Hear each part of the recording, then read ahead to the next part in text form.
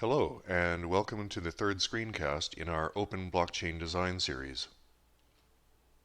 Today we will look at how our application miners form blocks into a chain and maintain consensus across our network. This material is for information only, and we are not assuming any obligations.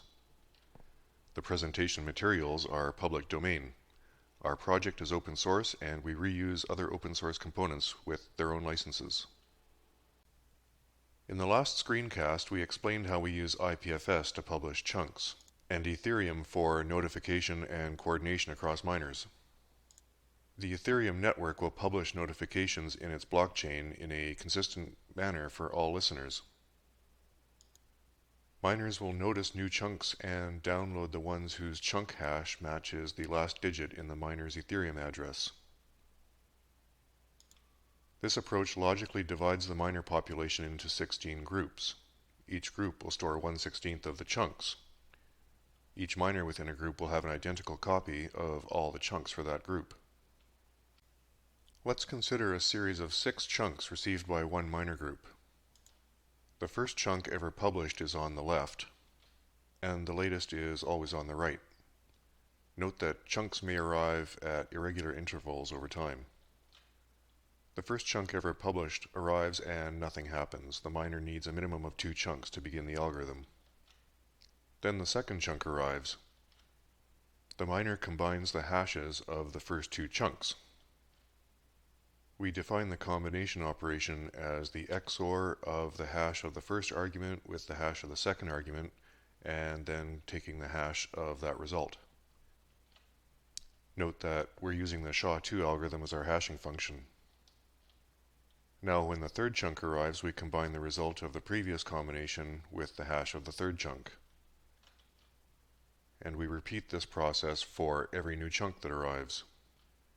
By keeping a running hash combination of all chunks, we ensure that the chunks remain unaltered and in the correct order. As our chunks are blocks, this hash tree structure is our blockchain.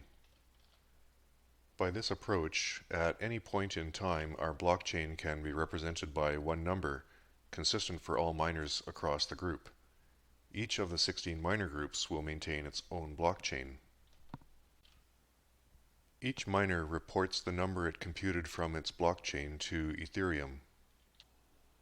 It is not necessary for miners to do this every time Ethereum publishes a block. They might only report every so many blocks, and even then only if there were new chunks published within those blocks. The hash values are sent to a lottery smart contract. The lottery stores the majority vote for each miner group. Any miner that failed to vote or voted incorrectly against the majority is considered errant and will be ineligible to win. An errant miner will have to resynchronize its blockchain from the network and recompute the hash tree so that it can vote correctly going forward.